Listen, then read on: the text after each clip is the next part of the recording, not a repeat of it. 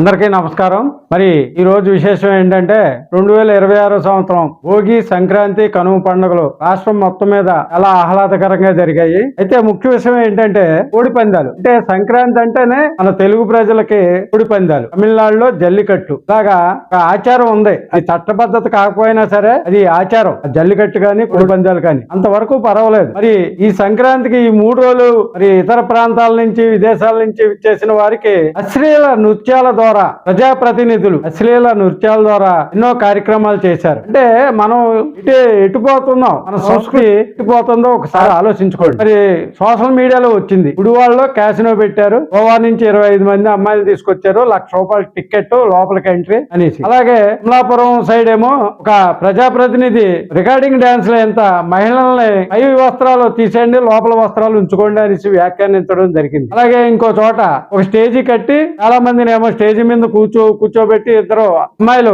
చిన్నదమ్మే చీకులు కావాలంటూ వాళ్ళ మీదకి వెళ్ళడం, ఇలాంటి నృత్యాలు, అశ్లీల నృత్యాలు చేయడం జరిగింది. ప్రజాప్రతినిధులు, ఓ మంత్రి గారు అయితే డాన్సులు. అసలు మనం ఎలా ఉన్నాం, మన వ్యవస్థ ఎటుపోతుంది, మన సంస్కృతి ఎటుపోతుంది. ప్రపంచ దేశాలు మన సంస్కృతిని ఇష్టపడుతుంటే మనం ఇటు మన సంస్కృతిని మర్చి ఇలాగా రికార్డింగ్ డాన్సుల ద్వారా, బట్టల ద్వారా ప్రోత్సహిస్తుంటే గ్రామాల్లో మనకే తల్లిదండ్రులు ఉన్నారు, పిల్లలు ఉన్నారు, భార్యలు ఉన్నారు, కుటుంబం ఉంది. ఆ గ్రామాలకు వచ్చి మనం సపరేట్ గా ఇలాంటి ప్రోగ్రాలు చేసుకోవడం ద్వారా ఏం సందేశం ఇస్తున్నారో దీనికి ప్రభుత్వం ఎందుకు సహకరిస్తుంది? ఇటువంటి వాటిని అరికట్టాల్సిన ప్రభుత్వం గమ్మునుండడం అలా విచారకరం.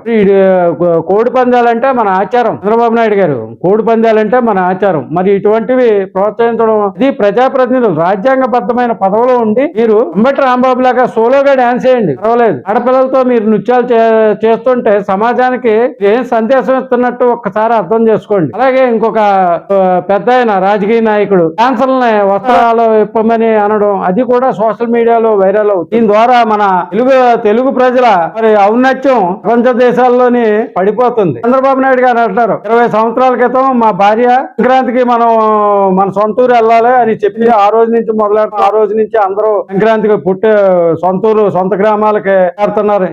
ఎందుకు వచ్చిన అబద్ధాలు? ఇంతకుముందు ఎవరో వెళ్ళదా సొంత గ్రామాలకి? 1989లో నేను హైదరాబాద్ లో ఉన్నాను. ఆ సొంత గ్రామం తాడేపల్లిగూడెం రావడానికి ఒక బస్సులు, రైళ్లు ఖాళీ లేక ఆర్టీసీ బస్సులో నిలబడి వచ్చాం. 20 సంవత్సరాలంటే మీరు చెప్పింది ఎప్పుడు?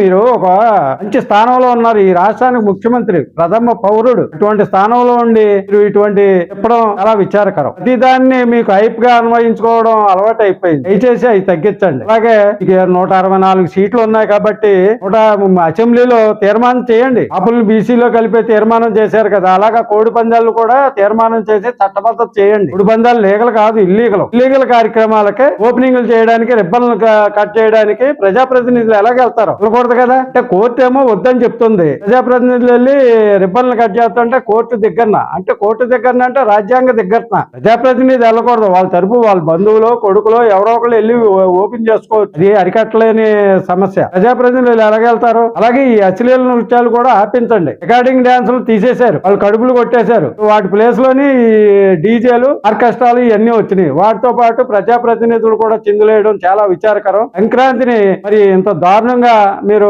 ప్రపంచానికి చూపిస్తున్నారంటే ఈ ఆంధ్రప్రదేశ్ మీద, తెలుగు ప్రజల మీద ఎలాంటి అభిప్రాయం రావాలని ప్రజలకి? ఆంధ్రప్రదేశ్ ని బంగారు ఆంధ్రప్రదేశ్ గా చేయండి, అభివృద్ధిలో ఆంధ్రప్రదేశ్ గా చేయండి, అశ్లీల ఆంధ్రప్రదేశ్ గా మాత్రం చేయొద్దనేసి ఈ సందర్భంగా నేను తెలియజేస్తున్నాను. ఇట్లు మీ బొద్దాని శ్రీనివాస్.